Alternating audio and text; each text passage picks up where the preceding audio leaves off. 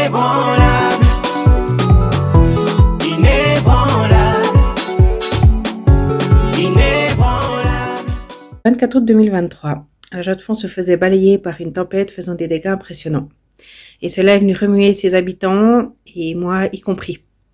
Depuis, d'autres nouvelles encore de l'actualité nous remuent passablement ces temps. Une nuit de la semaine qui a suivi cette tempête, j'ai demandé à Dieu, mais comment redonner espoir dans cette situation difficile? Le mot inébranlable m'est venu. Et puis ce verset que l'on trouve dans la Bible.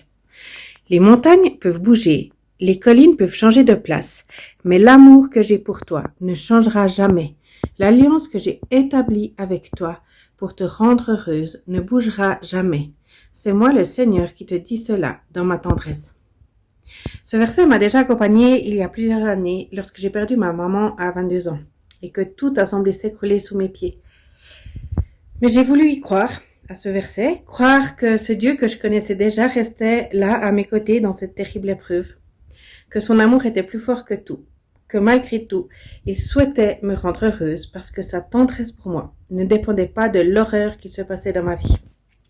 Alors j'ai crié à lui, je lui ai dit ma colère, je l'ai appelé au secours et une chaleur a rempli mon cœur, une impression d'être enveloppée d'amour, la force d'avancer un jour après l'autre pendant plusieurs mois.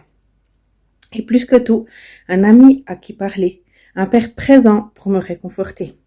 Une relation inébranlable et fidèle qui ne m'a jamais laissée seule. Dans ce passage de la Bible, Dieu parle à une ville. Voilà comment le texte continue. Malheureuse Jérusalem, tu es battue par la tempête, et personne ne te redonne de l'espoir. Moi, le Seigneur, je vais te rebâtir avec des pierres colorées. Tes fondations seront en pierres précieuses bleues. Le haut de tes murs sera en pierres précieuses rouges. Tes portes seront en pierres aussi transparentes que du verre. Tous tes murs de défense seront en pierres précieuses. J'enseignerai tous tes enfants, et ils vivront dans le bonheur. Tu t'appuieras sur la justice. Personne ne t'écrasera plus. Tu n'auras plus peur. Personne ne t'effrayera plus, tu ne seras plus menacé. Alors que la ville de la Chaux-de-Fonds a clairement la volonté de se relever de la tempête et qu'elle l'a déjà bien faite, je trouve ce texte particulièrement parlant. Et si, dans nos tempêtes, Dieu a le pouvoir de relever et d'amener des couleurs? Et si, dans nos tempêtes, Dieu a le pouvoir de te rejoindre et d'enlever tes peurs? Tu as peut-être été ébranlé par ce qui s'est passé le 24 août ou par tout ce que tu entends de ce qui se passe autour de nous ces temps dans l'actualité.